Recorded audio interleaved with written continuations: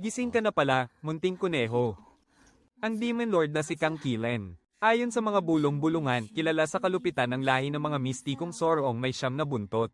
Pero ang demonic core sa loob ng kanyang katawan. Ang tanging mapagkukunan ko ng espiritual na enerhiya para manatiling buhay ngayon.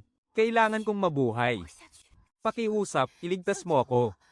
Sige ba?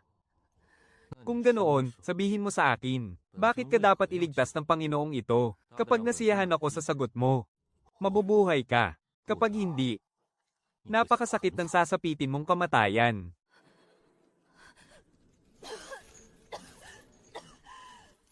Ang ingay naman.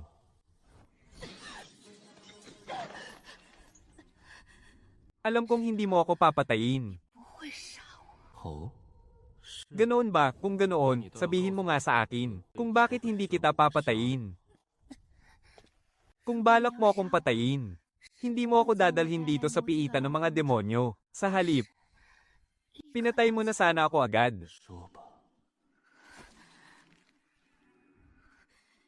Dahil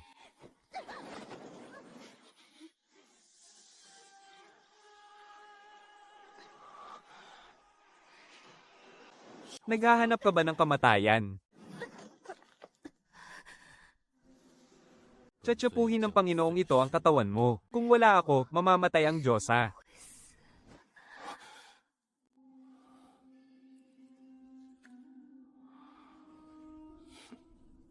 Lapastangan. Mga kawal. Ilayo siya rito. Iyan ang nararapat mong gawin. Ang mailigtas ang Diyosa ay ang pinakamataas na karangalan para sa isang katulad mo. Patawad. Hindi na naman kita nailigtas. Hanapin mo ang Demon Lord. Ang demonic core lang niya ang tanging makakapagligtas sa iyo. Matalino ang aming munting noo-noo. Tiyak na makakayanan mong mabuhay sa piling ng Demon Lord. Sino ka, kailangan mong magpakatatag at mabuhay.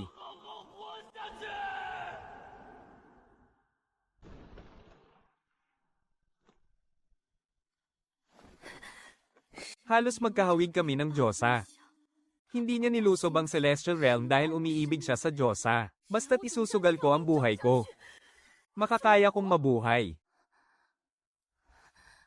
Isa lamang akong ordinaryong halaman sa bundok. Bakit kailangan ninyong kunin ang aking butong immortal? Sino ba talaga ang lalaking nakaitim na iyon na tumawag sa akin ng no-no? Paano ba ako makakaligtas sa kamay ng tiranong ito? Gising ka na pala.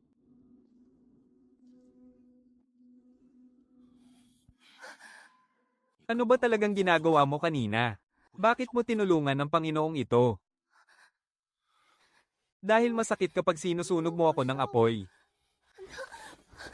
Tingin mo ba ay hanggal ang Panginoong ito? Hindi mo maloloko ang Panginoong ito sa ginawa mo kanina. Lumapit ka sa Panginoong ito. Ano ba talaga ang iyong layunin?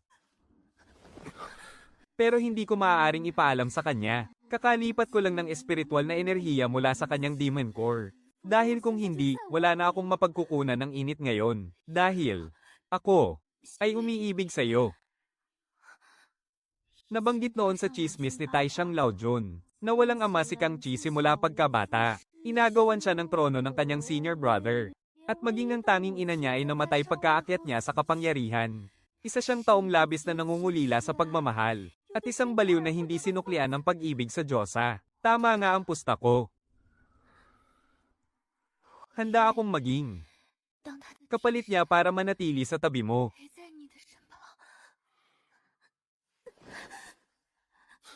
Kapalit, hindi maintindihan ng Panginoong ito ang sinasabi mo.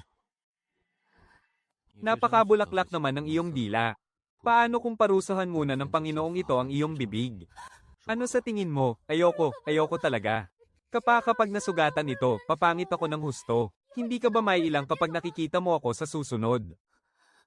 May silbi naman ako. Ang tunay kong anyo ay isang damong Shanai. Isang likas na espiritu ng kahoy na may matinding kakayahang lumaban sa lamig. Ang aking espiritual na enerhiya ay kayang magpagaling ng lahat ng bagay. Kaya kapag nasugatan ka sa hinaharap, maaari kong ibigay sa iyo ang aking pinakabuod ng espiritual na lakas. Marami pa akong kayang gawin.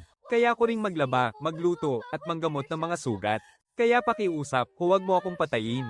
Payagan mo akong manatili sa tabi mo, maaari ba?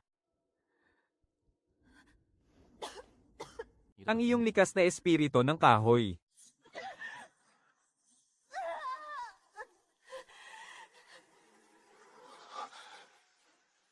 Ang lakas ng espiritual na enerhiyang ito, napaka-pamilyar. Napaka-pamilyar talaga.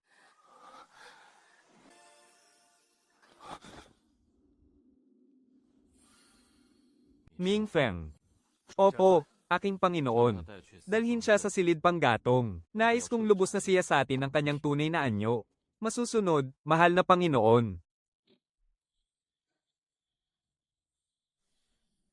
Mahal na Panginoon, lumabas na po ang resulta. Isa lamang itong karaniwang halamang Shanai. Nagkamali na ba kailanman ang Saifang Array? Isa itong sagradong relikya mula pa noong sinaunang panahon. Hindi pa ito kailanman nagkamali noon. Ngunit sa pagkakataong ito, maaaring nang magkamali ito. Dahil napansin ko pong hindi siya isang immortal. At hindi rin siya isang demonyo. Kung ganoon, ano siya? Bukod doon, mahal na Panginoon, napag-alaman ko pong marahas na tinanggal ang immortal na buto sa kanyang katawan. At ang kanyang espiritual na ugat ay tuluyan ng nawasak. Kung ito ang naging dahilan kaya ang Saifang Array, ay hindi matukoy ang tunay niyang pinagmulan. Posibleng ang mangyari iyon. Mahal na Panginoon, sinabi po ng manggagamot na malubha ang kanyang sugat. Tinanggalan siya ng immortal na buto. Inatake pa ng mapaminsalang apoy. Bukod pa sa sapilitan ninyong pagkuha sa kanyang pinagmulang espiritu ng kahoy. Ang pananatili ng huli niyang hininga ngayon ay isa ng malaking himala. Ngunit natatakot akong hindi na niya kayang lagpasan ang araw na ito. Hindi ba't may kakayahan siyang magpagaling ng sarili? Ang pagpapagaling ng halamang Shanai ay nangangailangan ng suporta mula sa espiritual na lakas. Ngunit ngayong nawalan siya ng immortal na buto, at nagtamo pa ng matinding pinsala. Kung ganoon ang sinasabi mo, lumalabas na ako pa ang dapat sisihin. Hindi ko po sinasadya, mahal na Panginoon, kahit ako ay nagpapagaling din mula sa pinsala ng masamang apoy. Binigyan ko pa nga siya ng Paeldores ng guyuan para maprotektahan ang kanyang puso. Siya mismo ang hindi nakayanan ng lakas nito. Inaasahan ba niyang ang isang ligaw na damo na hindi ko malaman kung saan nanggaling ay aalagaan at itatangi ko pa ng parang kayamanan? Binigyan ko na siya ng pagkakataon. Dahil wala naman siyang silbi, itapon niyo siya sa labas. Huwag niyang madungisan ang aking teritoryo. Huwag niyo po akong sakuan. Kaya kong mabuhay. Ano iyon? Isang himala, mahal na Panginoon. Ganap niyang nasipsip ang napakalakas na kapangyarihan ng Paeldores ng guyuan. At muling nabuo ang daluyan ng kanyang buhay. Ang mga nilalang mula sa lupain ng mga immortal ay talagang kakaiba nga naman. Anong ginagawa mo? Nangongolekta lang ako ng hamog para mainom. Hamog, medyo nagugutom na nga ako. Ang lakas ng loob mo.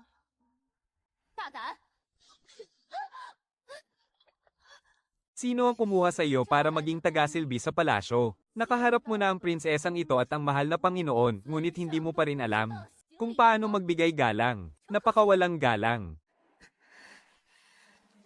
Hindi ko po alam ang inyong mga patakaran, pero maaari ko pong pag-aralan. Kaya hindi na kailangang mag-abala pa ang mahal na prinsesa para turuan ako. Hindi ka naman taga rito sa palasyo, kaya hindi ko obligasyong magbigay galang sa iyo. Isang hamak na tagasilbi ka lamang, ikaw. Nagpupugay po ako sa inyo, mahal na Panginoon. Tama na, Zuan Qing. May punto siya. Ako lang ang tanging amo niya. At ako mismo ang nagdala sa kanya rito sa palasyo, nang walang pahintulot ko. Sino ang may lakas ng loob na apihin ang aking tauhan? Tinuruan ba ng mahal na Prinsipeng Xiao ang prinsesa, na maaari siyang pumunta rito sa aking nasasakupan, at saktan ng aking mga tauhan? Huminahon po kayo, mahal na Panginoon. Kasalanan po ito ni Zuan Qing. Ang nangyaring ito ay dahil lamang sa aking sariling katigasan ng ulo. Hindi ito kumakatawan sa sinuman sa aking pamilya. Sumobra ka na.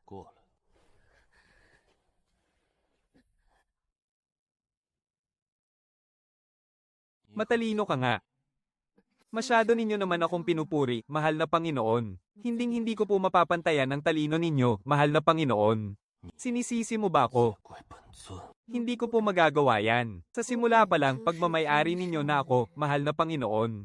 Kaya kung gagamitin ninyo man ako, at paglilingkurin sa inyo, kahit para lang harangan ng mga babaeng naghahabol sa inyo na inyong kinaiinisan. Isang malaking karangalan pa rin ito para sa akin. Mabuti naman at batid mo yan. Ibig sabihin ay hindi ka naman pala ganoon katanga. Gusto ko ang mga salitang lumalabas sa bibig mo. Tama ang sinabi mo.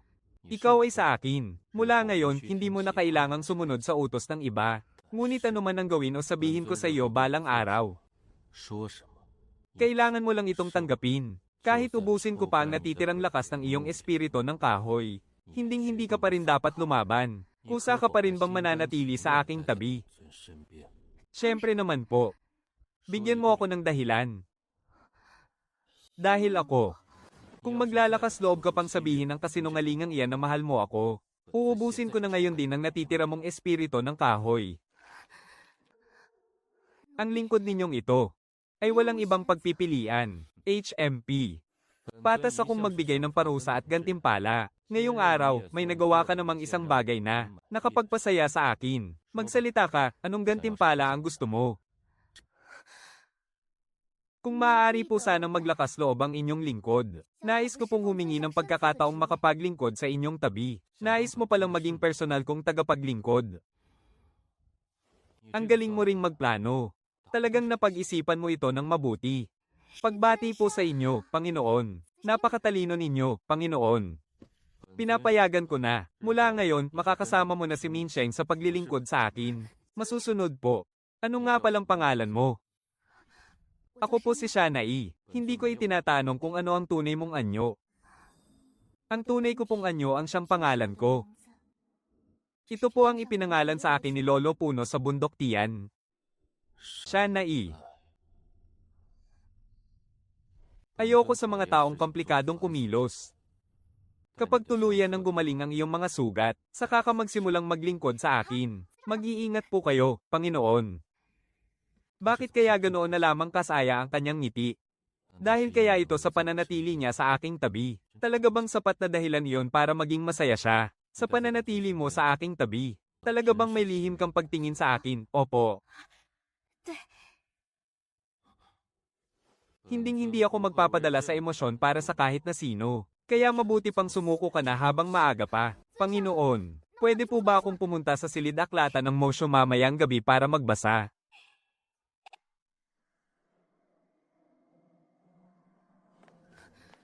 Nakalutang sa ere ang pulang buwan at nagwawala ang enerhiya ng mga demonyo.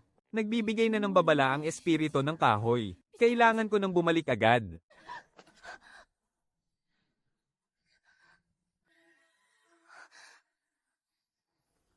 Nagbibigay galang po si Shanai sa inyo, Prinsesa Xuanqing.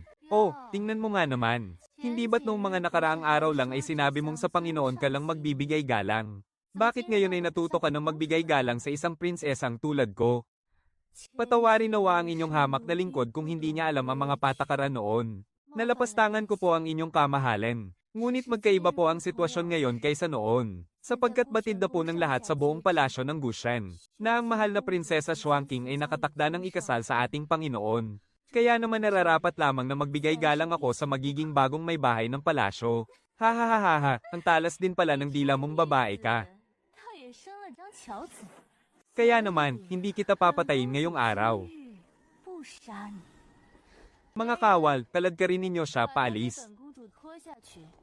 Itapon ninyo siya sa yungib ng Jiyaw sa loob ng palasyo.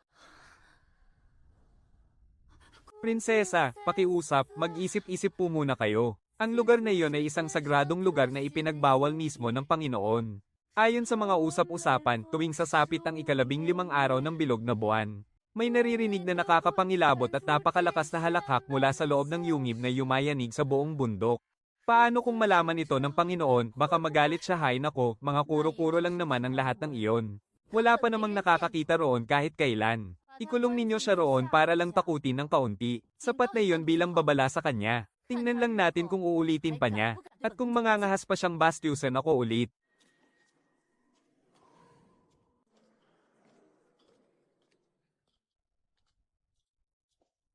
Panginoon, lubhang napakayabang naman ng hari ng mga Jiao. Hindi pa nga siya nakikipag-alyansa sa pamamagitan ng kasal sa ating lahi.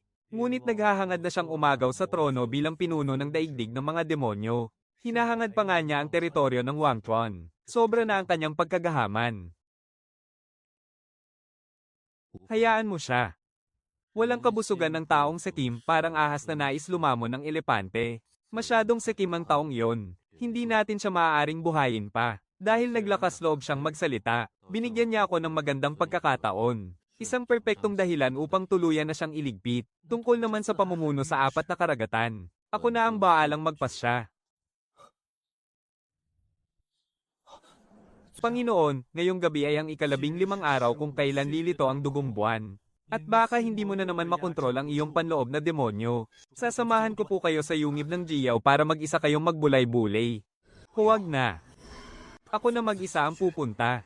Ngunit, bumalik ka roon. Masusunod po. Babantayan ng inyong lingkod ang labas ng kuweba ng Jiao para sa inyo, Panginoon.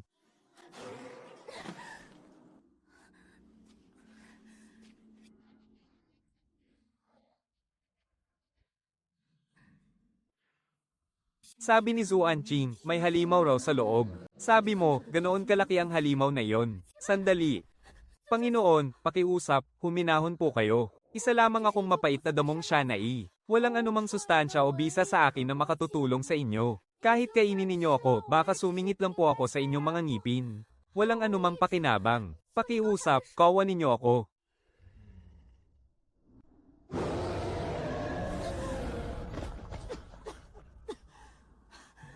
Wala talagang katinoan ng sinaunang halimaw na iyon. Tulong. Tulong, tulong, saklolo.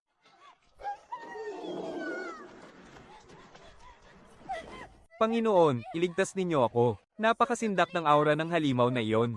Muntik nang mawala ng buhay ang inyong lingkod.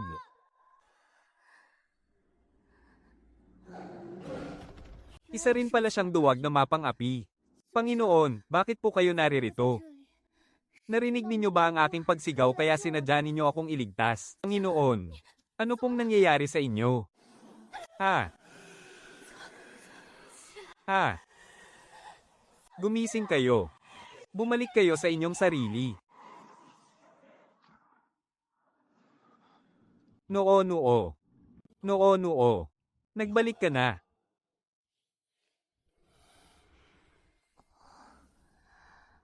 Sa pagkakataong ito, hindi na kita muling sasaktan. Patawarin mo ako, maaari ba? Nangako kang sasamahan mo ako habang buhay.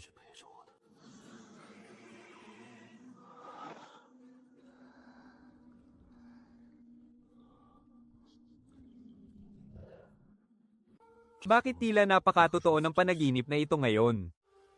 Bakit napakarumi ko? Siya. Anong nangyari kagabi? Paano nakapasok ang babaeng ito rito? Kagabi. Ako, muli ko na namang sapilitang sinipsip ang kanyang likas na esensya ng kahoy. Ang isang maliit at ordinaryong damong Shanai lamang, ay nagawa pang pigilan ng aking mga panloob na demonyo. Walang silbi. Kung hindi ko lang nakikitang may pakinabang pa ang katawang iyan, matagal na kitang iniwan dito upang aipakin sa mga halimaw.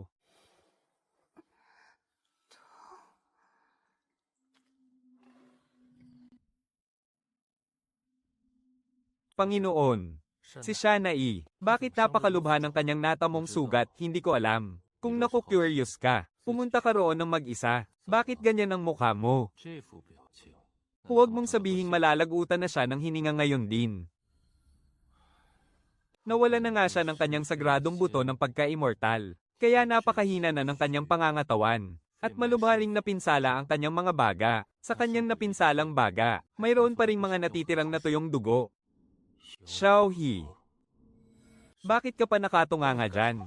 Bakit hindi ka pa pumunta roon para gamutin siya? Opo, masusunod po, aking Panginoon. Panginoon, nandoon po ba kayo sa guho ng inyong silid tulugan? Saan pa nga ba? Gagawin ko na po ito agad, aking Panginoon. Panginoon, bakit niyo po ito ginagawa?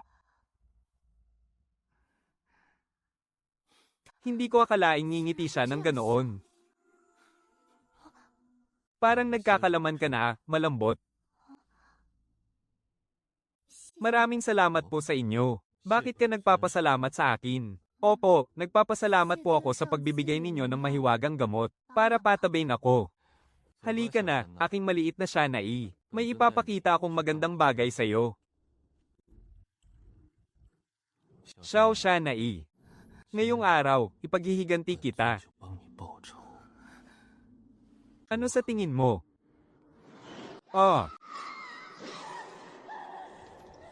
Ako ang magiging susunod na reyna ng lahing demonyo. Kung mangangahas kayong saktan ng aking tunay na lakas, kahit sino pa kayo. Tiyak na uubusin ng aking Panginoon ang inyong buong lahi. Ano, masaya ka ba? Ngunit siya po ang inyong magiging asawa. Asawa, pagdating niya sa kabilang buhay, kailangan pa niyang pasalamatan ng kanyang katayuan bilang hindi pa ganap na asawa. Anong alam mo, mas kawili-wili ka kaysa sa kanya. Hindi ko matiis na tratuhin ka ng ganyan. Hindi. Hindi niyo ito ginagawa para sa akin. Isa lamang akong may sakit at walang halagang babae. Sa talino at lalim ng inyong pag-iisip, aking Panginoon. Hinding-hindi kayo mag-aaksaya ng panahon para sa isang may sakit na tulad ko. Kahit na kailangan ninyong kalabanin ang buong kaharian para lamang parusahan siya. Ito ay dahil lumampas siya sa hangganan at ginalit ang inyong kapangyarihan. Hindi. Hindi nyo ito ginagawa para sa akin. Isang mahina at walang silbing babae lamang ako. Sa tindi ng inyong katusuhan, kamahalan. Hinding-hindi kayo mag-aaksaya ng lakas para lamang sa isang sakiting babae. O maging ang kalabanin ng buong sekta para sa akin. Pinarusahan ninyo siya. Dahil lamang lumampas siya sa guhit at ginalit kayo. Kung talagang naniwala ako sa inyo. At labis na nagpasalamat ng may pagluha. Gusto ninyo akong takutin gamit ang malupit na paraang ito. Habang umaasa naman kayong maiiyak ako sa pasasalamat, managinip kayo, at kung ganoon nga, ano ngayon? Sinasabi ng Panginoong ito na dahil sa iyo, kaya dahil nga sa iyo. Patawad po, nagkamali ang inyong lingkod. Hindi ko po dapat sinubukang magmarunong. At nasira ko pa ang inyong magandang gabi, kamahalan. Nakamit na po ng kamahalan ang inyong nais. Kanina po, ang inyong lingkod ay talagang halos mamatay sa takot. Ngunit, nagpapasalamat din po ako dahil ipinagiganti ninyo ako. Mabilis at napakalupit. Ang ugali mong iyan ay talagang katulad ng aming lahi ng mga demonyo. Sayang nga lang at isinilang ka sa mundo ng mga walang kamatayan. Nasayang lang ang isang pambihirang espiritu ng lunas na tulad mo. Napakalakas ng loob mo. Kung tapos na po kayong maglibang, kamahalan, maaari na po bang bumalik ang inyong lingkod? Anong sinabi mo? Pakiramdam po ng inyong lingkod ay hindi pa lubos na gumagaling ang aking mga sugat ngayon. At ang aking espiritu ng kahoy ay patuloy pa ring nanghihina. Kung magpapatuloy po akong magsilbi sa inyo sa ganitong lagay, baka hindi ko po kayo mapagsilbihan ng maayos. Alam ko pong kinasusuklaman ninyo ang mga taong pabaya sa kanilang tungkulin. Kaya pakiusap, payagan ninyo akong bumalik sa aking silid upang magpagaling. Sana po ay pahintulutan ninyo ako, kamahalan. Sige na, sige na. Ang magandang mod ng kamahalan ngayong araw ay tuluyan ng nawala dahil sa iyo, bata ka, dahil hindi pa gumagaling ang iyong espiritual na katawan. Bumalik ka na doon at magpagaling ng mabuti. Maraming salamat po, kamahalan. Maraming salamat po, Ginoong Minsheng. Sinong nagsabi sa iyong maaari mo siyang paalisin? Noong pinalayas ko po siya kanina, hindi po ba't hindi niyo rin naman ako pinigilan? Patawad po, lumampas ako sa aking hangganan at nagdesisyon ng mag-isa. Handa po akong tanggapin ang inyong parusa. Lumayas kayong lahat sa harap ko. Kadalasan ay napakatapang niya at palaban. Pero ngayong ibinaba ko na ang aking sarili, para lang ipaghiganti siya ng personal. Bakit hindi man lang siya matutong magpasalamat, at nagawa pa niyang magpakita ng galit sa akin? Mahal na Panginoon, hindi kaya, hindi naman talaga galit si Diwata Shanai. Kundi natakot lang siya sa inyo kaya siya tumakbo palayo. Napakaduwag naman niya.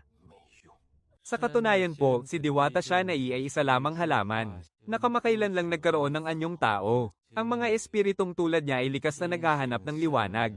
Kaya siguradong ngayon lang siya nakakita ng ganoong kagulong eksena sa buong buhay niya. Kung alam ko lang na ganito, sana ay hindi ko na ginamit ang ganoong paraan para subukan siya. Talagang nakakainis. Mahal na Panginoon, napansin niyo po ba, tila kakaiba ang pakikitungo ninyo kay Diwata Shanai. Anong kakaiba roon? Bagamat mabait at mapagbigay naman po kayo sa inyong mga tauhan, ngunit sa loob ng 10,000 taon ko pong pagsisilbi sa inyo, Ngayon ko lang po nakita na nag-aksaya kayo ng ganoong katinding panahon at pagod para sa isang babae. At naging dahilan pa ng malaking gulo dahil lamang sa kanyang nararamdaman. Masaya po ako para sa inyo. Sino namang may pakialam sa kanya? Hinayaan ko lang siyang manatili at pinrotektahan siya, para lamang mapangalagaan ang pinakadalisay na enerhiya ng kahoy sa loob ng kanyang katawan. Talaga po ba, mahal na Panginoon? Para lang ba talaga sa kanyang dalisay na enerhiya? Kung hindi, ano pa? Bumalik na tayo, napakarumi sa basurang lugar na ito. Kung gayon, mahal na Panginoon. At paano naman po si Prinsesa Shenchen, ililigtas ko po ba siya agad? Hindi ito apurado. Gagawin kong iluwa ni Haring Xiao ang lahat ng kinuha niya, kasama na ang tubo. Masusunod po. Hindi kaya patay na siya. Binigyan ko siya ng 3 buong araw. Pero maging ang mga mabababaw niyang sugat ay hindi pa naghihilom. Mahal na Panginoon, hindi ba't kayo mismo ang nagsabi noong araw na iyon sa labas ng Bartolina? Hindi ba't sinabi mong ayaw mo muna siyang makita sa mga araw na ito? Kaya nagkusa po akong patuloyin muna siya sa gilid na silid upang magpahinga. Kamahalan, patawarin po ninyo ako. Noong mga nakaraang araw po habang ginagawa ko ang inyong ipinag-utos, hindi ko po sinasadyang mapinsala ang mga ugat sa aking braso. Kaya hirap po akong ikilos ang aking mga kamay at paa ngayon. Natatakot po akong maging mabuhay ang aking mga kilos at masira ang inyong magandang gawi. Ang paglilingkod ng malapitan sa inyo ay isang napakaselang gawain. Kaya ipatatawag ko po agad si Diwatang Shanai upang pumalit sa akin.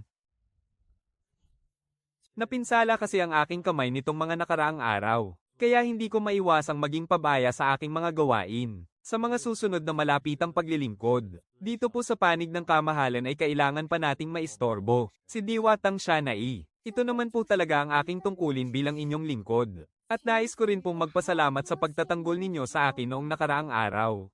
Kaya naman po ako pinalampas at pinatawad ng kamahalan. Maliit na bagay lamang iyon. Huwag mo na iyong isipin. Mukhang masayang-masaya silang nag-uusap sa labas. At mukhang tuwang-tuwa pa sila.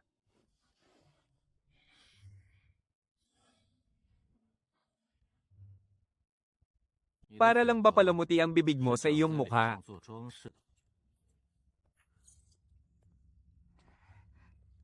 Kani-kanina lang ay napakasigla ninyong nag-uusap ni Miansheng sa labas. Bakit nang pumasok ka sa aking silid tulugan, ay bigla ka na lang naging pipi? Aking Panginoon, masyado po bang masikip ang pagkakatali ng inyong sinturon?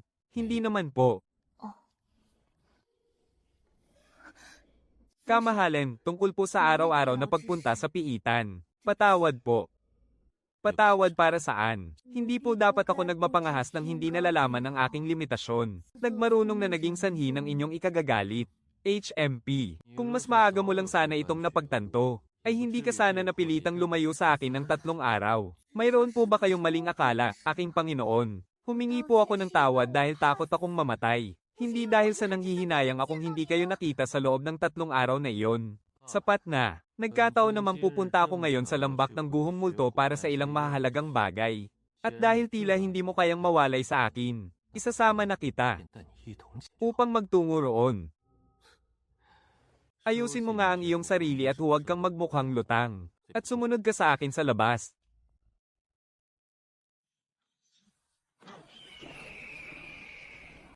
Ang tunay na anyo ni Panginoong Miansheng. Hindi ko akalaing isa pala itong sinaunang banal na nilalang na si Kanglong. Mahal na Panginoon, napakalaki naman ng inyong tunay na anyo. Halos hindi na ako makatayo. Nagmamadali po ba tayo?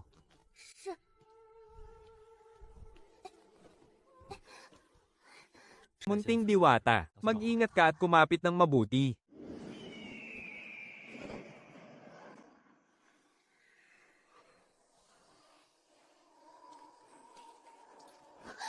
Bakit po, mahal na Panginoon? Natatakot po ako. Takot na po. Mabuti naman at matapat ka. Manatili ka sa tabi ko. Ang nasa ilalim natin ay ang ilog Qingwei. Kapag nahulog ka roon, tuluyang mawawasak ang iyong kaluluwa. Kung magkamali ka ng isang hakbang at mahulog, ayaw kong madumihan ng mga kamay ko para lang hanguin ka.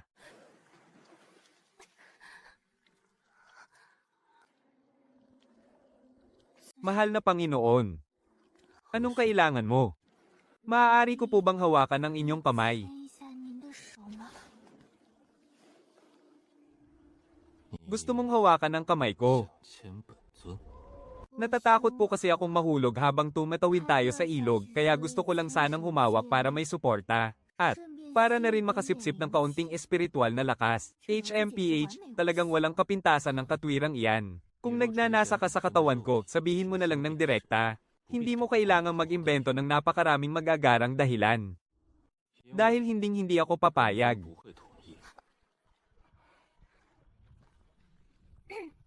Mahal na Panginoon, nag-abala pa tayong magpunta rito sa napakapanganib na lugar na ito. Ano po ba talaga ang hinahanap natin? Naghahanap ako ng isang espiritual na tableta. Anong uri po ng espiritual na tableta iyon? Para kailanganin pa ang inyong personal na pagkilos. Anong pambihirang kapangyarihan ng taglay nito? Isang tableta. Isang espiritual na tabletang magpapasya sa buhay at kamatayan ng inyong daigdig ng mga immortal.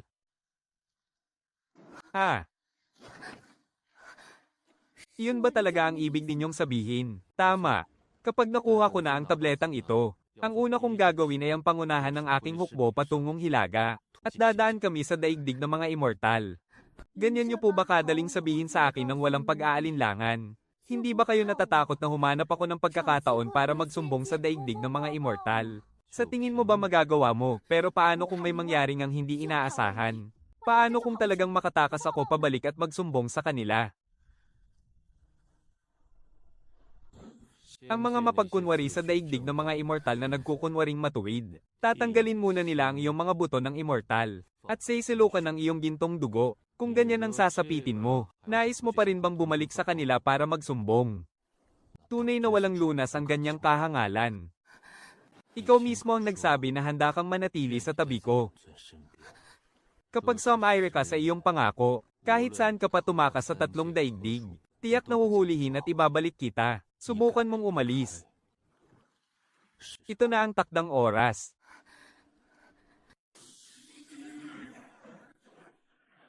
Mag-iingat kayo, mahal na Panginoon. May matinding sinaunang puot na nakatago sa itim na batong ito, kawili-wili. Ilang hamak na labi ng sinaunang panahon ay naglalakas loob pa na hamanin ako. Minsheng, hayaan mong. Tingnan kung nabawasan ba ang iyong kapangyarihan. Opo.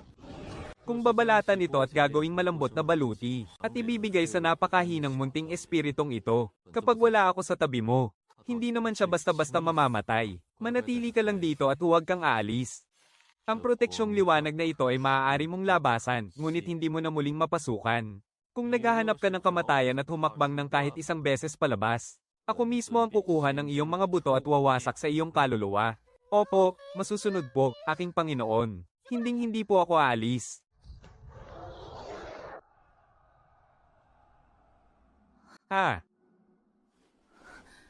Sino? Sino ang nagsasalita? Bakit? Sa anong karapatan? Mahal ko ang mga tao sa mundong ito, ngunit ang mga tao, sa inyong mga nabulag na isipan, ay nagpapadama sa akin na ang sagradong enerhiya na inalagaan ko sa loob ng maraming taon, ay tila naging isang napakalaking katatawanan lamang. Ha ha ha, kung darating ang araw na mawawala na ang sagradong enerhiya sa mundong ito, kayong lahat ang tunay na may kasalanan, nang walang kaitaliwasan. Munting Sorrow. Hindi na kita may uuwi sa bahay. Kaninong boses iyon? Bakit napakalungkot nito? Bakit pakiramdam ko ay tila madudurog ang puso ko sa matinding sakit?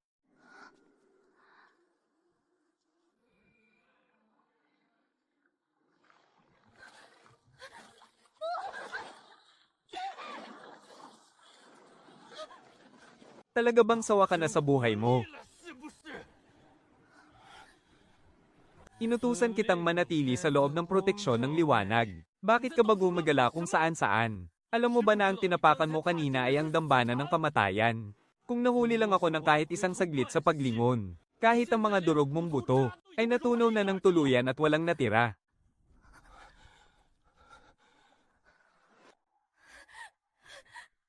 Alam ko na po. Mali po ako. Napakahina naman ng loob mo. Sinigawan lang kita ng kaunti, umiyak ka na ng ganyan. Hindi po. Emosyonal lang po ako. Maraming salamat po sa pagliligtas sa akin, aking Panginoon. Napakahina mo talaga. Kapag iniwan mo ako, mabubuhay ka pa kaya sa tatlong mundo? Opo. Tama po ang Panginoon. Sa ganitong lagay ng mahina kong katawan, talagang hindi ako makakaligtas kung wala ka.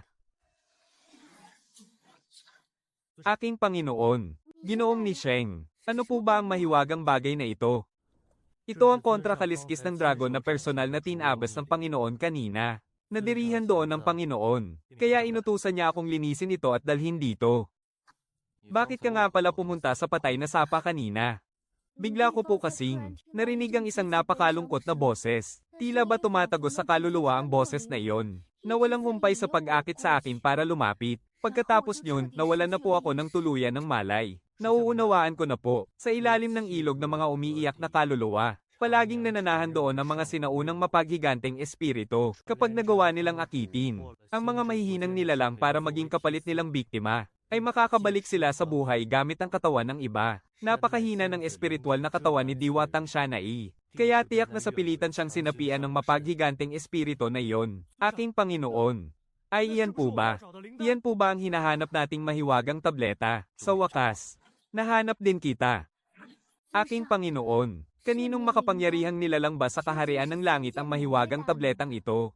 At bakit may kakayahan itong pumatay sa buong kaharian ng langit? Sa banal na birhen ng Phoenix ng kaharian ng langit, kapag nilamon ko ang mahiwagang tabletang ito ng banal na birhen, makakamit ko ang pinakamataas na kapangyarihan.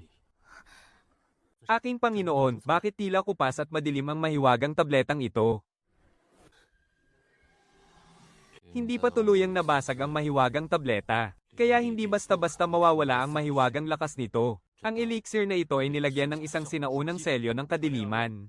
Ipalaganap mo agad ang balitang nakuha ko na ang mahiwagang elixir ng banal na dalaga. Sa buong tatlong mundo, hindi ako naniniwala na may magagawa pa ang mga taong iyon. SS siya. Isa siyang tirano. Hinawakan niya talaga ang kamay ko. Wala akong oras para mag-aksaya ng lakas na iligtas ka pa ulit sa lawa ng kamatayan na iyon. Talagang hindi matatansya ang lalim ng espiritual na enerhiya ng Demon Lord. Kahit kaunting-kaunti lang ang umapaw, ay sapat na para mabusog ang maliit na halamang gamot na tulad ko. Bagamat hindi maganda ang palihim na pagkuha ng lakas sa kanya. Ngunit upang manatiling buhay, hindi ko naiisipin pa ang lahat ng yan.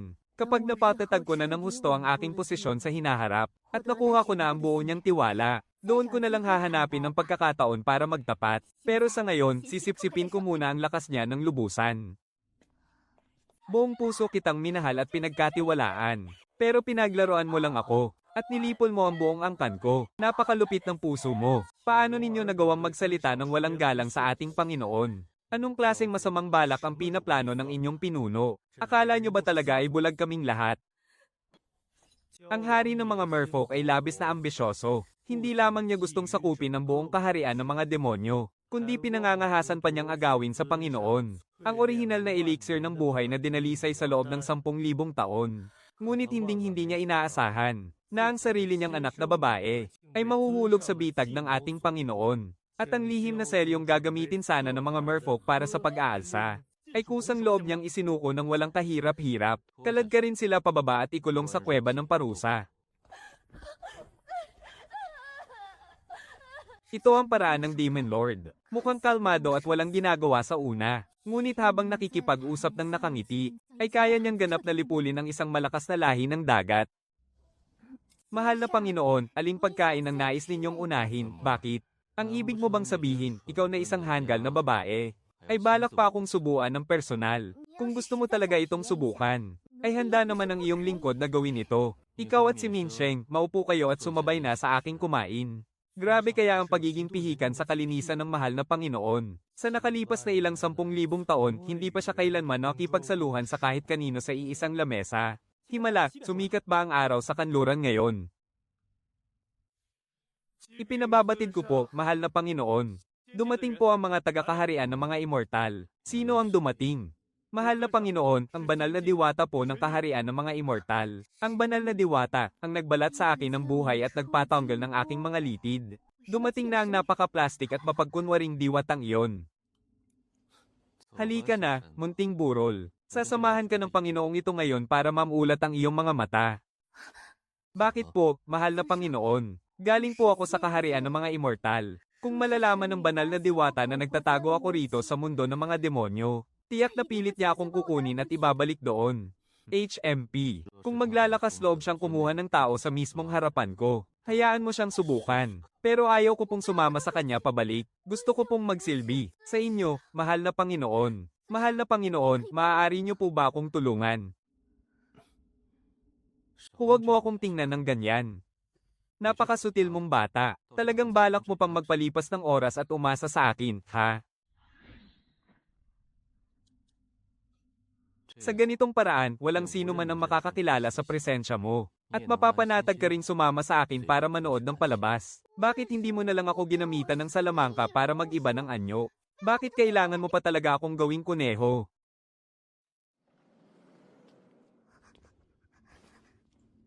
Ano ang ikatatakot mo? Nandito naman ako. Ang pagbisita ng banal na diwata rito sa aking mundo ng mga demonyo.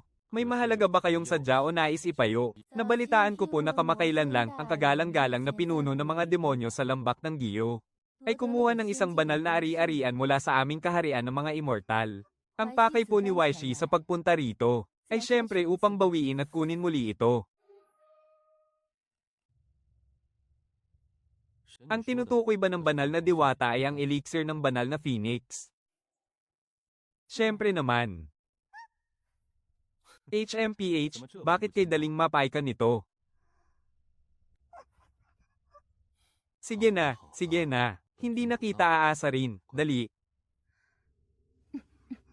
Ay upang mangako sa ngalan ng langit at lupa. Kung papayag po ang mahal na Panginoon na ibalik ito sa aming kaharian ng mga immortal. Kusa po kaming makikipagkasundoan ng tigil laban sa mundo ng mga demonyo sa loob ng 10,000 taon. Hinding-hindi po kami ang unang magsisimula ng anumang gulo. Tigil laban sa loob ng 10,000 taon. Kayo sa kaharian ng mga immortal. Talaga bang iniisip ninyo na walang mga utak ang lahat ng nilalang dito sa tatlong alam?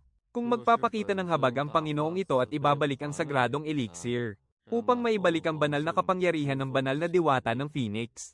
Pagdating ng oras na yon, kung magkakaroon ba ng digmaan o hindi sa tatlong alam, hindi ba't kayong mga mapagkunwari rin ang magpapasya? Mapanatag kayo, mahal na Panginoon. Kumikilos ng may dangal at katapatan ng aming mundo ng mga immortal. Hinding-hindi kami gagawa ng ganoong katraydoren at maruming gawain. Kung maruming gawain lang din naman. Ang mga kasuklam-suklam na bagay na ginawa ng inyong mundo ng mga immortal. Kakaunti lang ba ang mga yon? Noong malaking digmaan 30,000 taon na ang nakalipas, lihim na tumawid sa aming hangganan ang inyong mga Diyos at Buddha. Pinaslang ninyo ang mga mamamayan sa aming mundo ng mga demonyo. Ang mga inosente sa aming mundo na kailanman ay hindi pumatay o nagkasala. Mga paslit na kasisilang pa lamang mula sa mga dakilang espiritu. Winasak ninyo ang kanilang mga kaluluwa sa gitna ng kanilang malalakas na iyak. Isinabit ninyo ang mga natitirang labi ng kanilang kaluluwa sa harap ng inyong hukbo. Habang nagmamayabang at ipinapakita ang inyong kapangyarihan. May karapatan pa ba kayong magmalinis at sabihing hindi kayo maruruming nilalang? Kung ganoon, mahal na Panginoon. Ano ba ang dapat naming gawin para paniwalaan mo ang katapatan ng aming mundo ng mga immortal? Katapatan, napakaganda. Gusto kong manatili ka rito upang maging bihag ng Panginoong ito. Panginoon ng kadiliman, ano ang ibig mong sabihin? Ngayong nakuha na ng Panginoong ito ang elixir. Wala namang masama kung ibigay ko ito sa iyo. At para naman sa iyo, mahal na diwata, dahil nandito ka na rin lang. Bakit hindi ka muna manatili rito bilang panauhin? Ibibigay niya ba talaga ng ganoon kadali ang bagay na maaaring magpabagsak? Sa mundo ng mga immortal, ang elixir na iyon ay ibibigay niya ng ganoon na lamang. Seryoso ba siya? Talaga bang ganoon kalalim ang pagmamahal niya sa diwata? Mahal na Panginoon. Bakit kailangan mo pang piliting manatili rito si Waishi? Hindi kailanman nagpapaliwanag ang Panginoong ito sa kanyang mga desisyon. Isang salita lang. Mananatili ka ba? O hindi? Sige. Sapat na ang 3 araw na pananatili rito bilang panauhin. At kung pagkatapos ng 3 araw ay hindi mo pa rin, ang elixir na ito ay seliado ng isang sinaunang kapangyarihan. At araw-araw na pinapalakas sa madilim na lugar tulad ng lambak ng maltong isda. Tanging ang madilim na enerhiya lamang ng aming mundo ang makakapigil sa tuluyang pagkasira ng lakas nito. Kung pipilitin mong ilayo ang elixir na ito ng sapilitan, agad itong sisabog at madudurog. Kung paano mo iingatan ang bagay na ito pagkatapos nito, ay ganap ng nasa iyong mga kamay, mahal na diwata. Naiintindihan ko.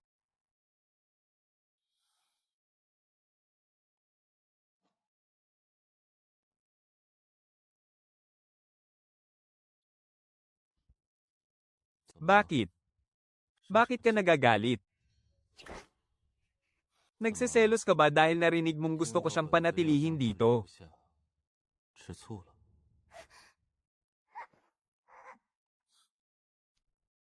Gusto mo ba talagang bumalik sa dati? Magsisisi ka. Ang tindi rin ng sunbit mo, ah. Ikaw naman ang nagpumilit na ibalik kita sa dati. At ngayon, kusang loob ka na namang lumalapit sa yakap ko. Hindi po totoo yan, aking Panginoon. Panginoon, ang sinaunang kasulatan na ipinahanap ninyo sa akin. Nahanap ko na po ang selyo ng elixir na ito. Mukhang lumayas ka.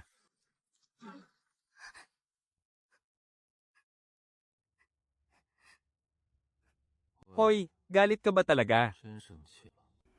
Biro lang naman yon. Sa isang payatot at utu-utong tulad mo, wala akong kahit kay-titing na interes. Opo, opo. Masyado po akong seryoso at hindi marunong makipagbiroan. Pasensya na kung nasira ko ang inyong kasiyahan, aking Panginoon. Kung wala na po kayong ibang ipag-uutos, mauuna na po akong umalis.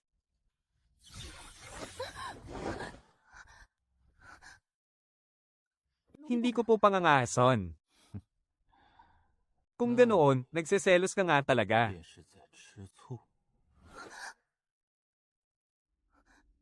Nagbibiro po kayo, Panginoon. Bakit naman po ako magseselos? Mula nang sabihin kong mananatili rito ang mahal na diwata, napansin kong iba na ang ikanikilos mo. Ang pagbibigay sa kanya ng elixir ay may iba pa palang layunin. Ang mahal na diwata ay ang direktang alagad ng banal na birhen ng Phoenix. Sa buong mundo, baka siya lang ang tanging makakabasag sa selyo ng elixir na iyon. Kaya po ba ninyo ibinigay sa kanya ang elixir? At nag-abala pa kayong gawin siyang bihag, para lang gamitin ang mga kamay niya sa pagbasag ng selyo. Ano pa nga ba? Naiintindihan ko na po, medyo masakit ang ulo ko. Bukas na ang 15 gabi ng kabilugan ng buwan. Magsisimula na naman pong umatake ang inyong panloob na demonyo, hindi ba? Hayaan ninyong hilutin ko po ito para sa inyo.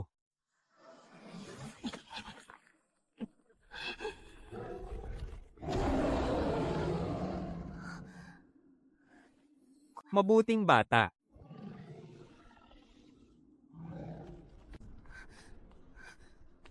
Panginoon, ayos lang po ba kayo? Lumayas ka, ayaw kitang makita ngayon.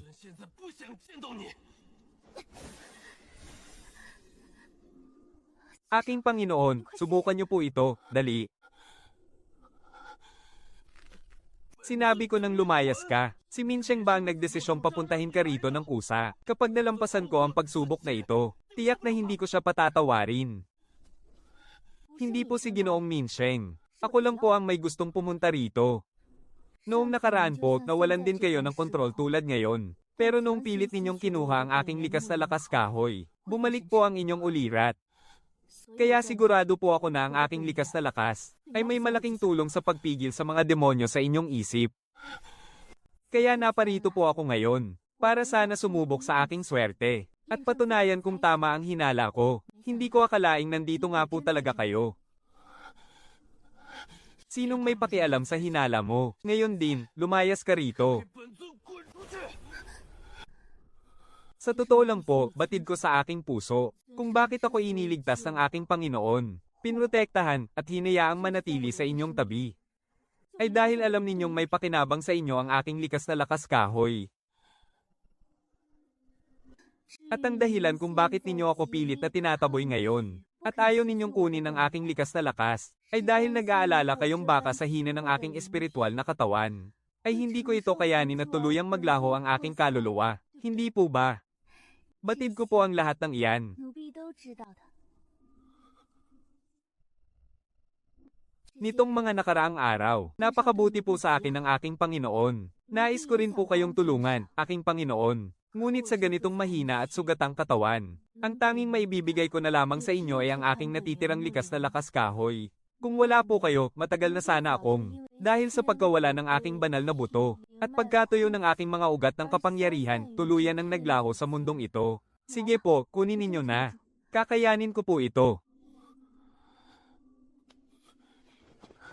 Sabihin mo sa akin kung masakit.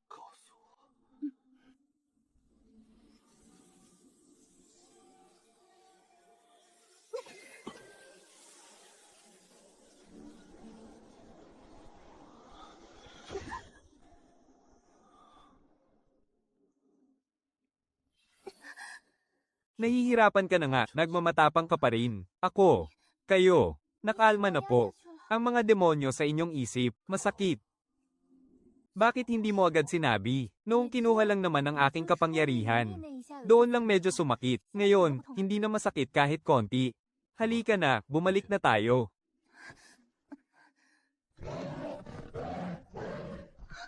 Nakakainis naman. Aalis na po ako. Mahal na Panginoon, ang dambuhalang ito. Bakit ba palagi lang siyang nakatira dito sa madilim na kuweba? Sa likod at siglan niyang yan. Hindi kaya niya hinahangad ang kalayaan sa labas. Sadyang matigas ang ulo niya at pilyo. At hindi niya alam ang limitasyon niya. Noong huling beses na inilabas ko siya sa bundok, sa labis niyang pananabik, muntik na niyang maduraj ang buong hukbo ng mga sundalong demonyo sa unahan ng Demon Realm.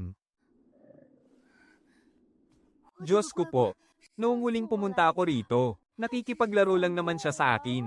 Pero muntik na niya akong mapatay sa isang hampas lang. Himala talagang nabubuhay pa ako hanggang ngayon, salamat sa langit. Ginabayan talaga ako ng mga ninuno ko. Anong babagal-bagal mo riyan, bilasan mo.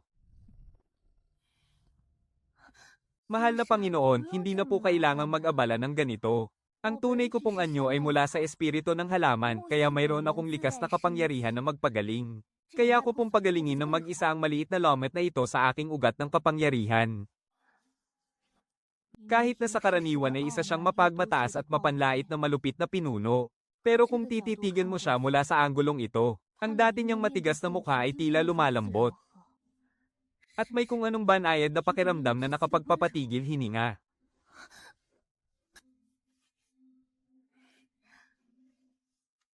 May problema ba? Wala po, wala. Pakiramdam ko lang kasi. Medyo kakaiba. Kakaiba, ikaw talagang pasaway na bata. Huwag mong sabihing pinapuna mo ang pagkakabalot ko sa sugat mo dahil pangit ito. HMPH. Huwag kang malikot. Ha? Anong gagawin nyo? Siyempre, lalapatan ko ng lunas ang lomet sa ugat ng kapangyarihan sa likod ng leeg mo. Ano pa ba sa tingin mo ang gagawin ko sa'yo? Maraming salamat po sa inyong kabutihan, mahal na Panginoon. Pero ang sugat po sa likod ng leeg at balikat ko, hindi na po talaga kailangan. Hindi na po aabalahin ng inyong lingkod ang inyong pahinga. Mauuna na po akong bumalik para matulog. Napakabilis naman niyang tumakbo. Bakit parang inisip niyang kakainin ko talaga siya? Napakalaking hirap ang ginawa ko. Para lang maaligan at mapalaki ang pasaway na batang katulad mo. Parang tumaba ka ng kaunti. Ilang araw lang na hindi tayo nagkita. Bakit parang nangayayat ka na naman? Kung papayagan lang ako ng mahal na Panginoon na lumabas, tiyak na mas tataba at lulusog pa ako. Inilagay kita sa loob ng mahikang harang na ito para magpagaling at pag-isipan ang iyong mga kasalanan. Ngayon, batid mo na ba ang iyong pagkakamali? Panginoon, sige na po. Palabasin ninyo na ako, maaari po ba? Pakiramdam ko kasi kapag nanatili pa ako sa napakadilim na lugar na ito, talagang mamatay ako sa sobrang pagkabagot. Naglalambing ka ba sa akin? Pero ano bang laman ng utak ng demonyong ito? Paraan ko lang to para mabuhay, no? Sa bagay. Kung tatalab naman ang paraang ito sa inyo, Panginoon, edi isipin ninyo na lang ang gusto ninyong isipin. Sige nga, ngumiti ka nga sa akin. Gawa ito mula sa isang bahagi ng aking orihinal na kapangyarihan. Palagi mo itong dalhin. Kapag nanganib ang iyong buhay, agad ko iyon mararamdaman. Huwag kang mag-ilusyon. Hindi dahil sa nag-aalala ako kung mabubuhay ka o mamamatay. Sadyang kapag namatay ka ng ganoon kadali, mawawalan ako ng isang napaka-importanteng laruan.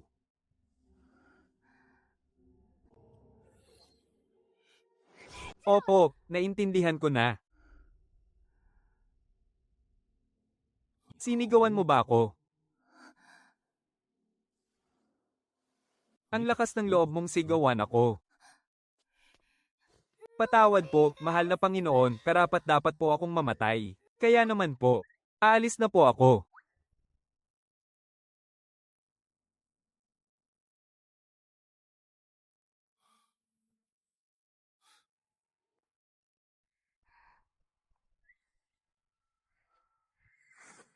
Isang pagpupugay, mahal na Diyosa. Bilasan natin ang pag-uusap. Masyadong mahigpit ang pagbabantay sa akin ng hari ng mga demonyo. Gumamit lang ako ng huwag na anyo gamit ang papel na tau-tauhan bilang panlilinlang. Para lang makatakas ng pansamantala. Kaya hindi ako maaaring manatili rito ng matagal. Nahanap mo na ba ang ipinapahanap ko sa'yo? Nahanap ko na ang salaming lumulutang na hinahanap mo. Subalit upang mapaganya ang salaming ito, kakailanganin pa natin ng isang personal na pag-aari ng taong nasa salamin upang magsilbing gabay. Tungkol naman sa bagay na iyon, ako na ang bahala. Hahanap ako ng pagkakataon balang araw, para palihim na pumasok sa silid ni Kang Qilen upang kunin ito. Dapat ay walang ibang makakaalam nito kundi tayong dalawa lamang. Tayo lang dalawa ang nakakaalam nito. Kapag may pangatlong taong nakatuklas nito, alam mo kung ano ang sasapitin mo. Alam nyo naman po, ang pusong ito ay tapat sa inyo lamang. Guro, kapag naisakatuparan ang planong ito, ang isipan ni Kang Qilen ay tuluyang babaguhin ng salaming lumulutang. Lalo siyang mababaliw at mahuhumaling sa akin. At susundin niya ang lahat ng aking sasabihin. Dapat alam mo kung saan ka lulugar at kung ano ang iyong katayuan. Huwag kang mag-ambisyon ng mga bagay na hindi para sa'yo. Batid ko po, Guro.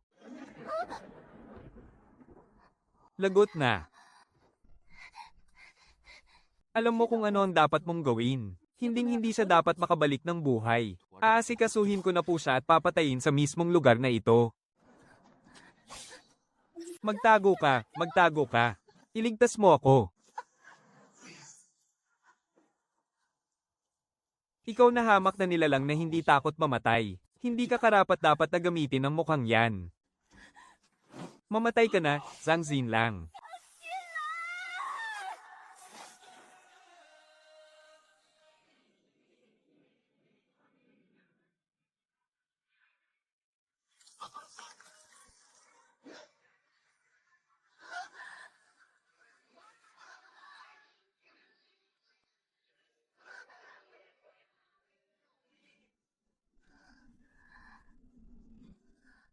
Dito ka lang. Babalikan kita mamaya para tapusin ka.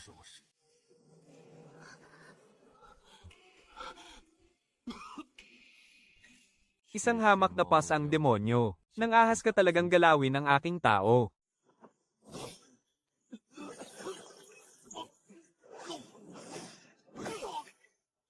Mayroon kang siyam na buhay. Ngunit ako ay kaya ring pumatay sa iyo ng siyam na beses.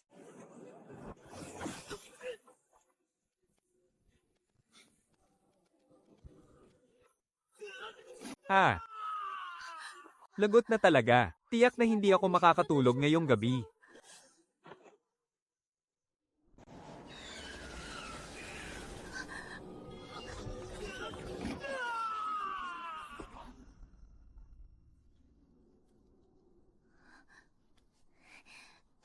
Nakatakas ba siya?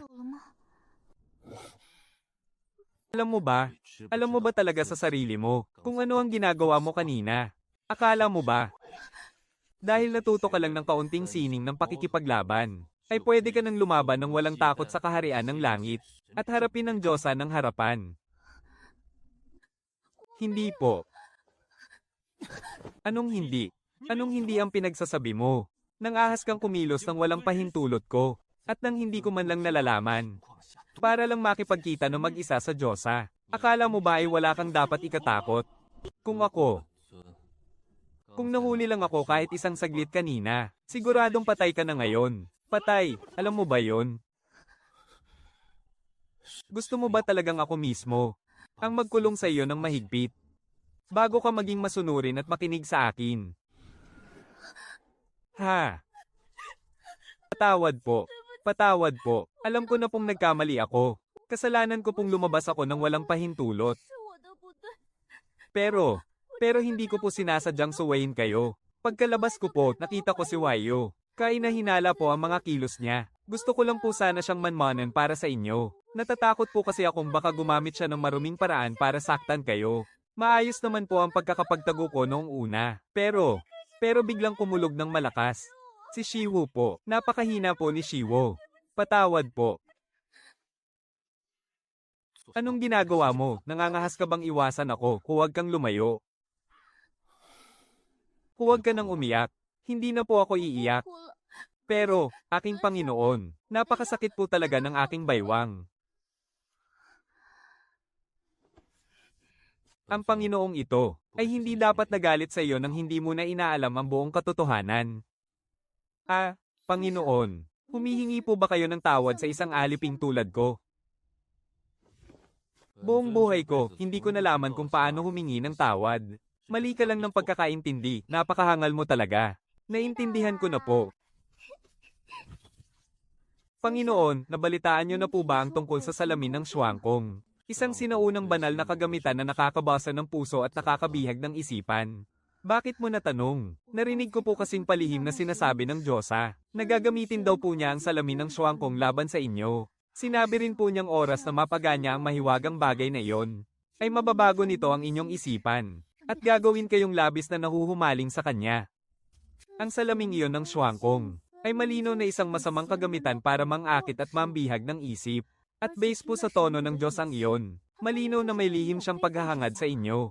Sa bagay, mukhang tama rin naman. Dahil kung talagang gusto niyo naman po siya mula pa noon, bakit kailangan pa niyang gumawa ng ganoong klaseng bagay? At gumamit pa ng sinaunang kapangyarihan para lang mas mapalapit sa inyo.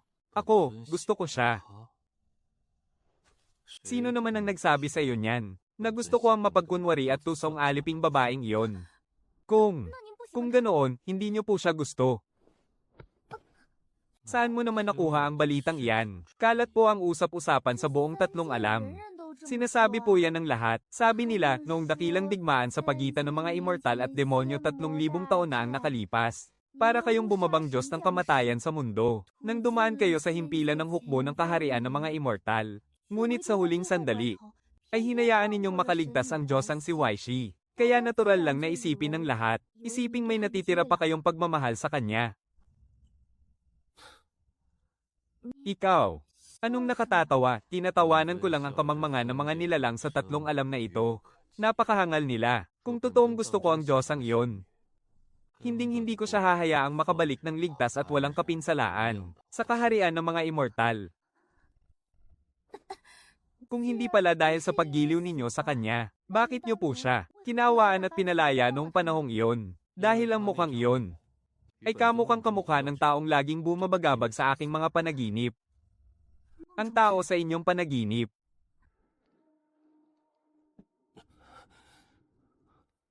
Ayos ka lang ba? Maayos naman po ako, guro. Maliit na sugat lang po ito at walang dapat ipag-alala. Hindi niyo po kailangang mag-alala para sa akin. Hindi ko itinatanong kung kamusta ang mga sugat mo. Ang tinutukoy ko ay ang Panginoon ng mga demonyo. Pasensya na po sa aking kakulangan. Hindi ko po alam kung anong aspeto ng Panginoon ng mga demonyo ang inyong tinutukoy. Siyempre, si Kang Kilen. Kumusta ang kanyang tunay na lakas sa kasalukuyan? Napakalalim po at hindi maarak ang kanyang kapangyarihan. Nang bumaba siya, ang tindi ng kanyang presensya na kanyang pinakawalan, ay agad na sumaire sa mga ugat ng aking puso sa isang saglit lamang. Ang isa sa mga buhay ng inyong alagad, ay tuluyan nang nawala doon. Lintik. Hindi ko akalaing ang pagkikita natin ngayong gabi, upang pagplanuhan ng tungkol sa lupain ng Shuangkong, ay malalaman pa ng ibang tao. Naging pabaya po ang inyong alagad. Karapat-dapat po akong mamatay. Hayaan mo na. Hindi mo kasalanan ang nangyari. Sino ang mag-aakalang ang mismong Demon Lord para lang sa isang walang pangalang magnanakaw? Ay personal na kikilos.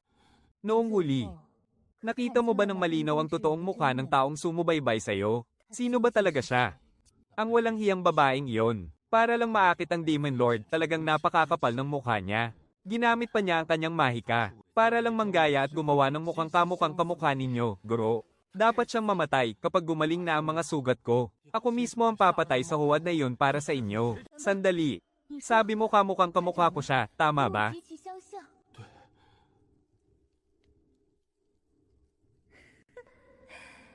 Kaya naman pala hindi pa siya namamatay.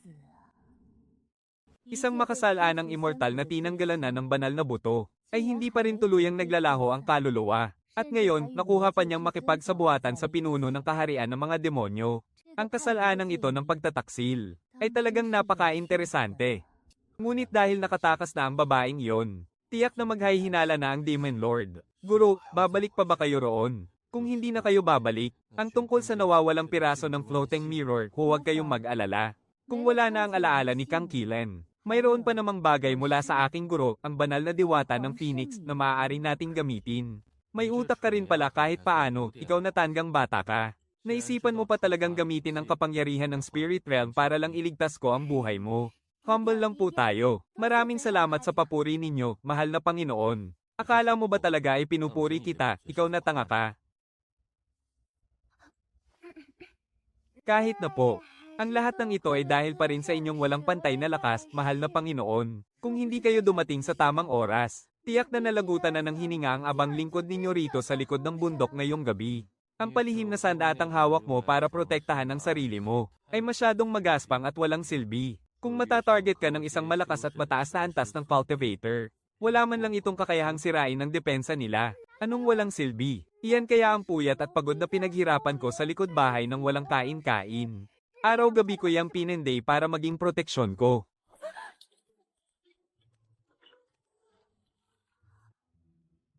Ang tinutukoy mo ba ay ang mga basurang bakal na ito? Kahit na po hindi pa sila nakakapagpabagsak ng kahit sinong malakas na kalaban, ito pa rin naman ang natatanging panangga ko para mabuhay.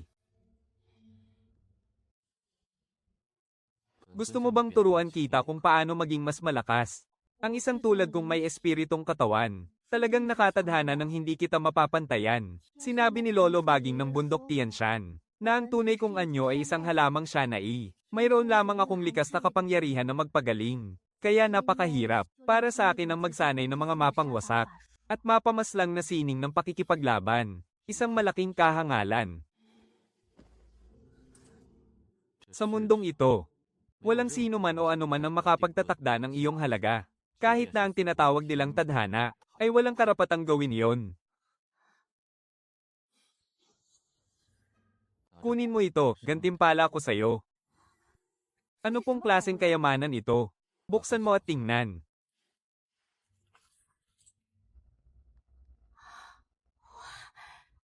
Ito ay nililok mula sa gulugad ng dambuhalang ahas, na nagmula sa kailaliman ng mundo ng mga demonyo. Hindi lang nito kayang pumutol ng bakal na parang putik, sa tindi ng kanyang talas, kundi may taglay din itong nakamamatay na lason sa loob ng buto nito.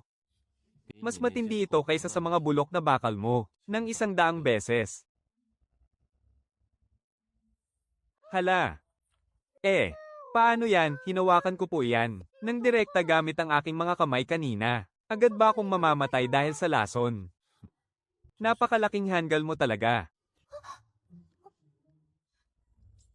Ang sandatang ito ay pinuno ko na ng aking sariling demonyong enerhiya.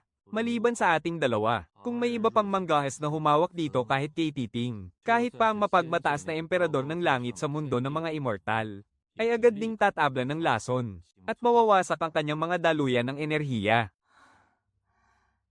Maraming salamat po sa inyong handog, aking Panginoon. Walang kapantay ang inyong kapangyarihan, at tunay kayong kahanga-hanga.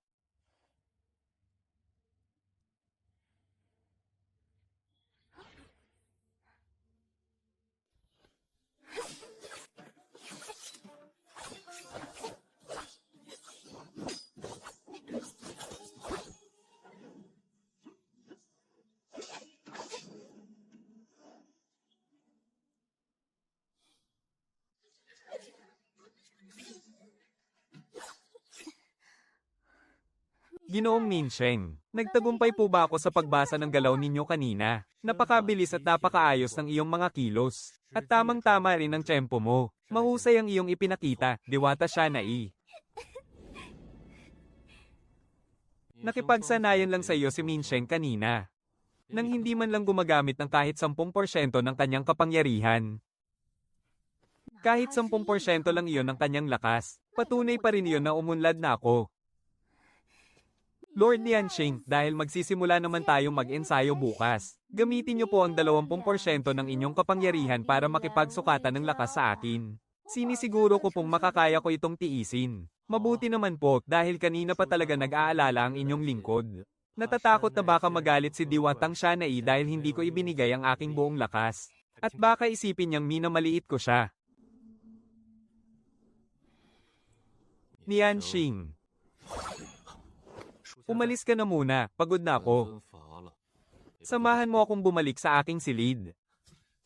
Babalik na lang si Diwatang Shanai bukas para samahan ka muli sa pag-insayo. Kamahalin, mukhang hindi po maganda ang inyong kalooban ngayon. Napakaganda ng aking kalooban ngayon. Kung ganoon po, dahil tapos na kayong magpahinga ngayong hapon, maaari po bang bumalik ang inyong lingkod sa bakuran, para samahan si Diwatang Shanai sa kanyang pag-insayo? Napakasigasig mo yata ngayon ah. Kung ganoon, magtungo ka ngayon sa abismo ng Nihei para magmina doon. Ang inyong lingkod po, pupunta sa ganoong kalayong napakalamig na lugar. Ilang araw po ako roon. Depende sa aking kalooban. Kapag gumanda na talaga ang aking pakiramdam, doon ka palang pwedeng bumalik dito. Kamahalin, maawa po kayo.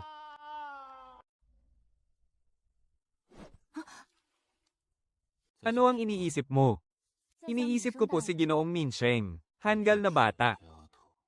Bakit mo naman siya iniisip? Kasi matagal ko na po siyang hindi nakikita eh. Ako, naisip mo rin ba ako? Opo, halos mamatay na nga po ako sa sobrang pangungulila. Bakit mo isinara ang pinto? Pupunta ako sa kuweba ng Jiao.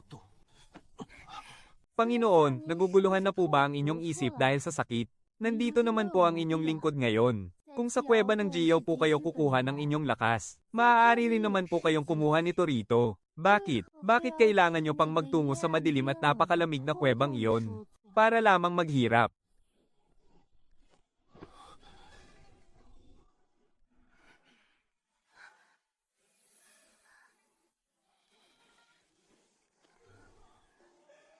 Dahan-dahanin ko lang.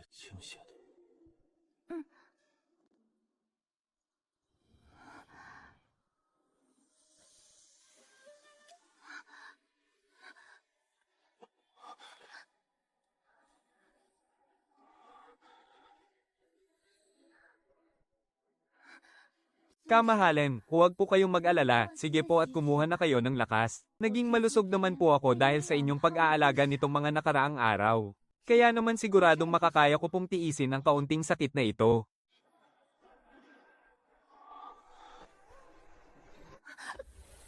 Bakit bigla namang naging ganito, Kat Indi?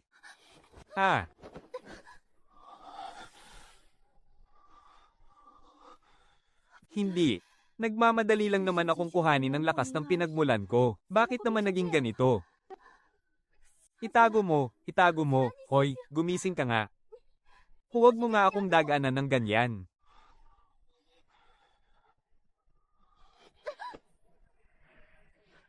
Itago mo, bilis.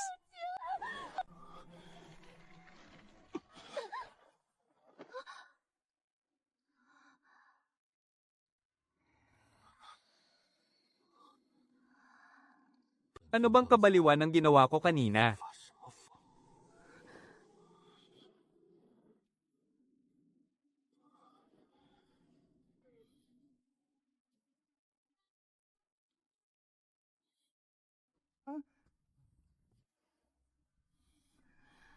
Itago mo yan, napakabastos mo talaga. Mabuti. Napakabuti. Kapag hindi ka pa bumangon, hihilahin ko ang mga litid mo. At ay lalaga kita sa hernuhan. Aray naman. Lumayo ka nga sa akin. Ang lakas ng loob mong sipin ako. Kapag hindi mo pa idinilat ang mga mata mo, kakagate na talaga kita ngayon. Ayoko nga. Grabe naman, umagang umaga. Bakit ba palagi mo na lang akong gustong kainin?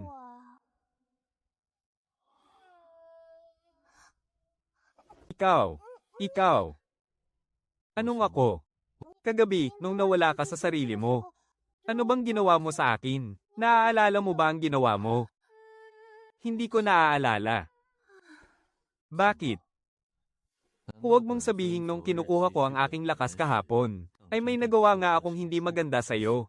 Wala po. Hindi po talaga nangyari yun, HMP. Hinalikan ba kita? O baka naman, may iba pa akong ginawa. Teka, tama na, hinto, wala. Wala ka pong ginawang anuman. Kinuha mo lang naman ang lakas ko, sige po, Palem. Hindi ko pa nga natatapos ang sinasabi ko, pero nakatakbo ka na agad. Napakalakas talaga ng loob mo.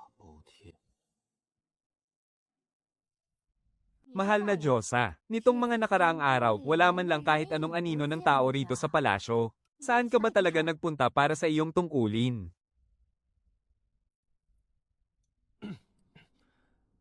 Ang inyong lingkod ay nagpunta sa mundo ng mga tao. Anong ginawa mo sa mundo ng mga tao? Masaya ba roon? Diyos ko, kung hindi lang po biglang nagbago ng isip ang Panginoon. Pinadala ako sa mundo ng mga tao para lihim na manmanan ang bawat galaw ng mga especially iya mula sa kaharian ng mga immortal. Kung hindi dahil doon, baka sa mga oras na ito, nagpapakahirap pa rin ako sa madilim at walang araw na minahan doon sa ilog Nihei, para lang magukay ng uling. Masaya roon.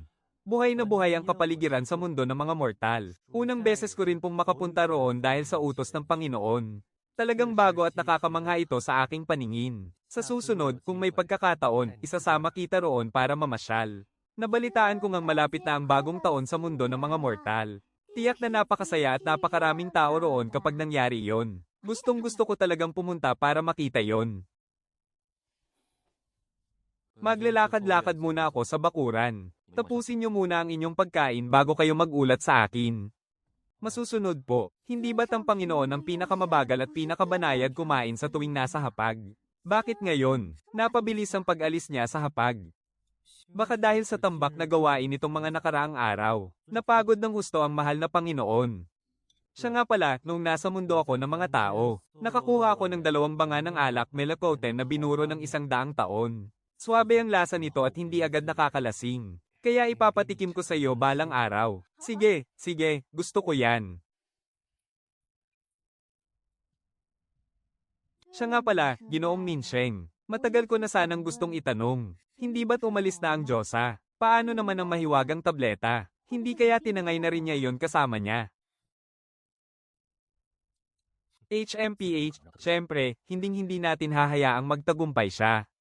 Noong araw na mapansin mong may pinaplano siyang masama, inutusan agad ako ng Panginoon na gamitin ang mahiwagang seda ng anino para palihim na palitan ng tunay na mahiwagang tableta sa loob ng kanyang manggas, nang walang kamalay-malay ang sinuman.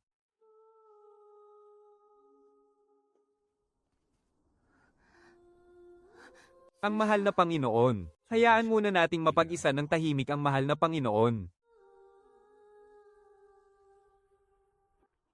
Ginoong Minsheng, nais ko sanang magtanong, totoo ba ang mga sabi-sabi sa labas tungkol sa pag-agaw ng trono ng nakatatandang kapatid sa sekta ng ating Panginoon? Totoo ba talaga iyon? Nababaliw ka na ba? Hindi mo dapat babanggitin ang bagay na iyan sa harap ng mahal na Panginoon. Kahit isang salita lang. Sinabi mo na sa akin noon, na napakabigat ng paineng dinadala ng mahal na Panginoon. At hindi rin naman siya, ipinanganak na ganoon kalupit at walang awa. Napakabuti ng Panginoon sa akin, kaya naman mas gusto ko pa siyang maunawaan. Kaya pakiusap, sabihin niyo lang sa akin, totoo nga ba ang mga sabi-sabi o hindi? Libo-libong taon nang nag-iisa ang Panginoon. Kung maaari nga lang, nais ko ring magkaroon ng kahit isang tao sa mundo na tunay na makakaunawa sa Kanya. Masyadong maraming tao rito, sumunod ka sa akin.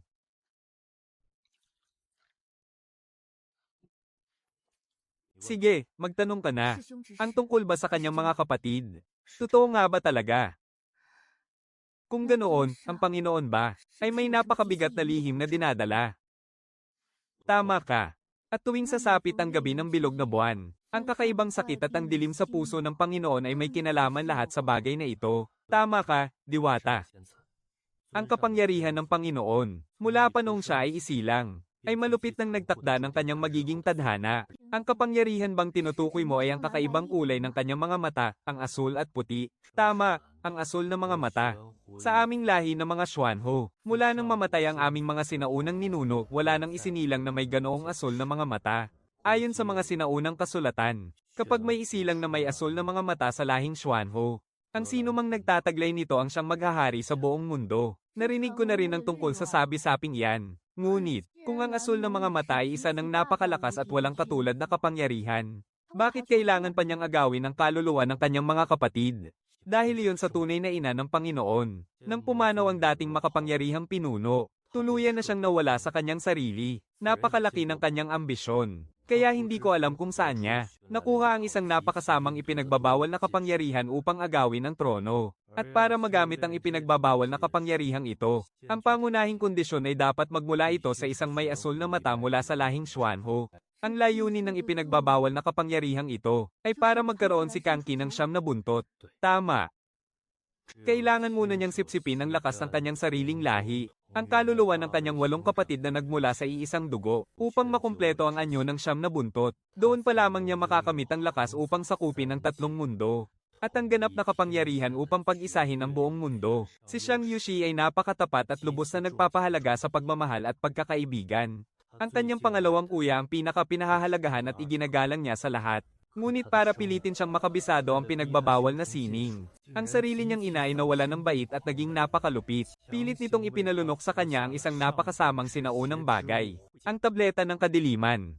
Nang magsimula ng matauhan ng mahal na Panginoon mula sa pagkawala ng sarili dahil sa madilim na enerhiyang iyon, sa gitna ng kanyang napakahirap na pagbawi ng wisyo, ang pinakamamahal niyang pangalawang kuya ay kalunos-lunos nang namatay sa mismong harapan niya, at ang sarili niyang mga kamay ay natigmak sa dugo ng kanyang pinakamamahal na kapatid. Doon mismo ay tuluyang gumuho ang mundo ng mahal na Panginoon. Ngunit ang malupit na babaeng iyon, sa halip na tumigil, ay lalo pang naging baliw at tinaasa ng dosis ng tableta ng kadiliman. Hanggang sa ang mahal na Panginoon, sa gitna ng matinding paghihirap, ay napilitang lumunin ng mga kaluluwa ng kanyang 8 nakatatandang kapatid. Ngunit para tuluyang tumubo ang tunay na siyam na buntot, kailangang buong pusong tanggapin ng mahal na Panginoon ang napakalaking kapangyarihan ng puot at hinanakit na ito. Ngunit dahil pilit itong tinatanggihan ng kanyang kalooban, ang kanyang kaluluwa ay muntik ng mawasak. Kalaunan, humantong ito sa pagbabalik niya sa anyo ng isang napakahinang maliit na Zoro, at tumakas palabas ng palasyo ng mga demonyo. Nawala siya ng napakahabang panahon. Hanggang sa dumating ang araw, nang sa wakas ay mahanap siya ng kanyang mga kawal mula sa lahi ng mga demonyo pagkatapos ng napakahirap na paghahanap. Ang kanyang baliw na ina ay nakaranas na ng matinding ganti mula sa pinagbabawal na sining na kanyang ginamit, at nag-aagaw buhay na. Hindi ko na rin masyadong alam ang mga sumunod na nangyari. Ang alam ko lang, noong gabing iyon, ang matinding pighati, galit, at puot na naipon sa loob ng mahal na Panginoon ay tuluyang sumabog. Kung mawala ang kanyang siyam na buntot, na parang isang demonyong wawasak sa buong mundo, gamit ang sarili niyang lakas, walang awa niyang nilipol ang 30,000 nangungunang kawal ng Celestial Realm na nagtangkang sumalakay habang siya ay mahina ang kanilang buong hukbo, at ginawa ng kanyang ina ang lahat ng maruruming paraan para pilitin siyang gawin ito, upang mapag-isa lamang niya ang 3 mundo, at ubusin ang mga mapagpaimbabaw sa mundo ng mga walang kamatayan. Diwatang Shanai, para sa mahal na Panginoon, ang pagsugod sa langit ay isang tadhanang hinding-hindi niya matatakasan. Tiyak na darating ang araw na iyon, kaya dapat ka nang maghanda. Kailan nga ba nagsimula ang kakaibang sakit na ito ni Son Xiang? Mula noong tuluyan nang lumabas ang kanyang siyam na buntot, ang duse niyang mas masahol pa sa kamatayan mula pa noong 3,000 taon na ang nakalipas. Nagawa niya talaga itong tiisin sa loob ng 3,000 taon. Pagdating naman sa mga sabi-sabi, bahagya lang talaga akong naniniwala.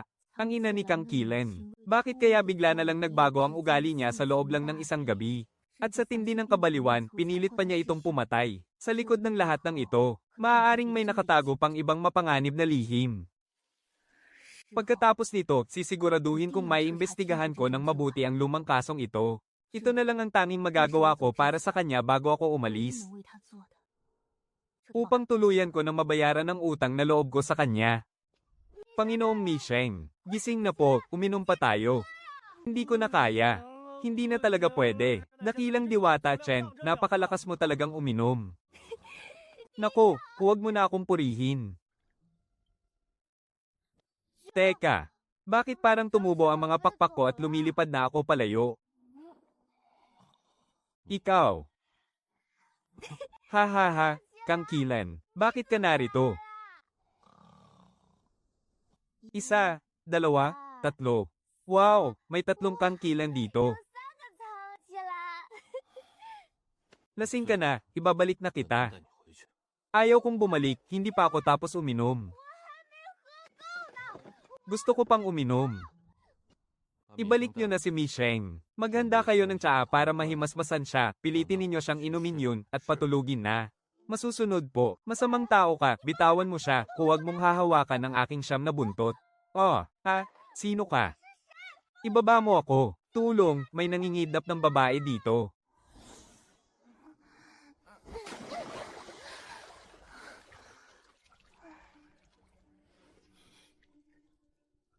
Paliguan niyo siya at siguraduhing malinis.